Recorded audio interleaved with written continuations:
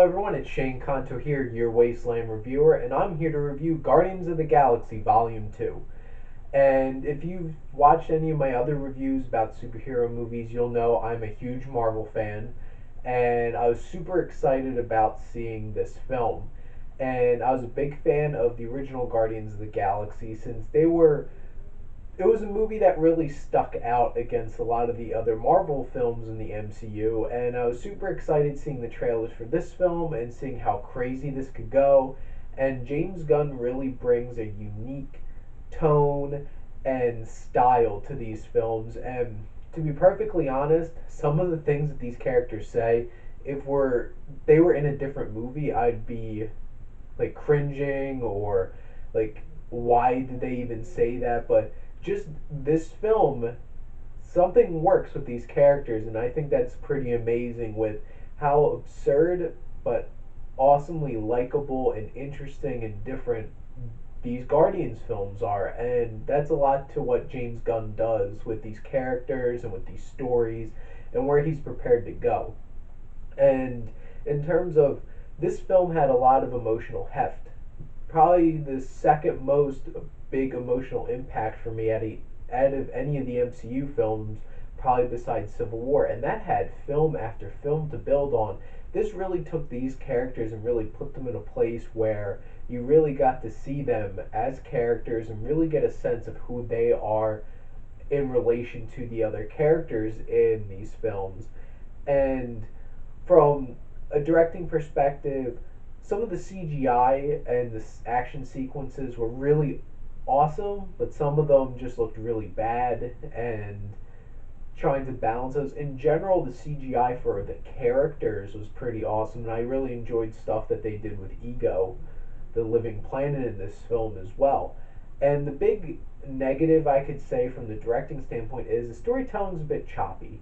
And overall, the story is a bit choppy. It bounces across a bunch of different places, trying to balance all these different angles of story with all these different subplots and everything and trying to balance it.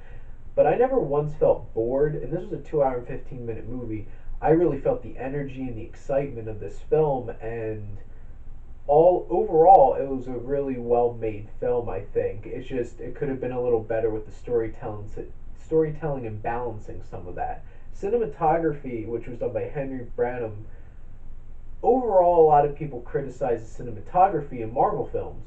This is a beautiful film. It's gorgeous, and I do wish some of the set pieces looked a little more realistic, and you can tell some of these sequences were definitely on a sound stage, but the background looks so beautiful, and some of the shots are really cool in this film. And overall, this is one of the big standouts from Marvel films in terms of the actual cinematography.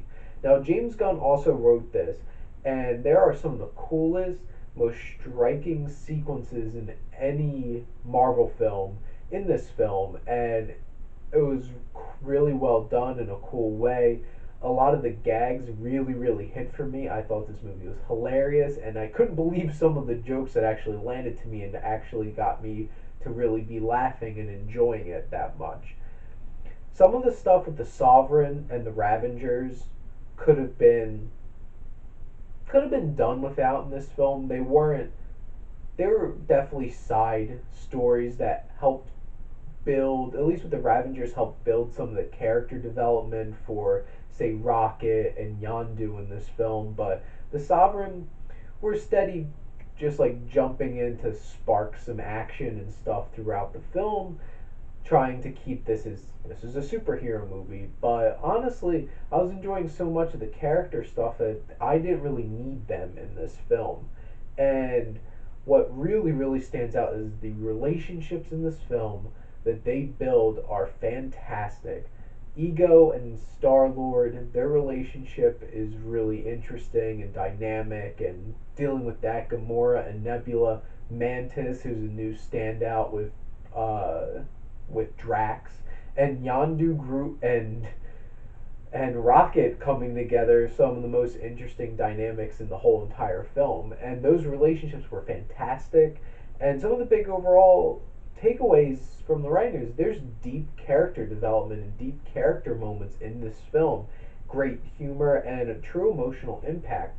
And for those out there who argue that Marvel doesn't do good villains, I loved where this went in terms of who's the true antagonist and understanding what was going on. I'm not going to go in depth with that, but I really enjoyed where, from a villain perspective, this film went, and you really understand why this is going on. And in terms of the acting, there's no real weak links in this. Everybody really did a good job in terms of the acting. Maybe Karen Gillan with a little bit too much overacting for Nebula, but honestly, it fits, especially with this film and all these characters. And not to take away from everybody who was involved in this film, but some of the real standouts, Michael Rooker got to really stick out as Yondu in this film, and I really loved what he did with the character and his line delivery and the I have to say the bravado that so many of the characters bring in this film with Yondu. What Chris Pratt does with Star Lord is fantastic and always unbelievably likable. Kurt Russell loved him in this film, and that is casting made in heaven. Him being Chris Pratt's dad in this film, and they really, really work well together. And then Batista, I'm a huge wrestling fan, and thinking that I would actually like Dave Batista in a movie, say when I first started watching wrestling, it's just like I would never have thought that. But he has some great comedic timing, and he does a fantastic job with Drax in this film. And the music, before I jump into like the cool soundtrack, Tyler Bates does a really good job with the actual music in this film, and the score I actually really liked. They don't stand out a whole lot in terms of Marvel scores, but this one really did, and I really liked it. The rest of the music I ate up. I loved it, and I've been listening to Brandy, You're a Fine Girl like 10 times since Saturday when I saw this film, so that was a big thing for me. And overall, Baby Groot steals so many scenes in this movie, and of course, everybody's gonna love Baby Groot.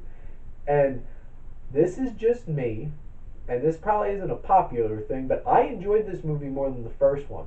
And honestly, I thought it did a lot of things better than the first one, especially with its character development, with its villain, and it's funnier. And honestly, I really did enjoy Volume 2 better than the first one. I highly suggest going out and seeing Guardians of the Galaxy Volume 2. It's a fun time, it'll make you feel, and it's just a ball. And I'm going to give Guardians of the Galaxy Volume 2 an A minus.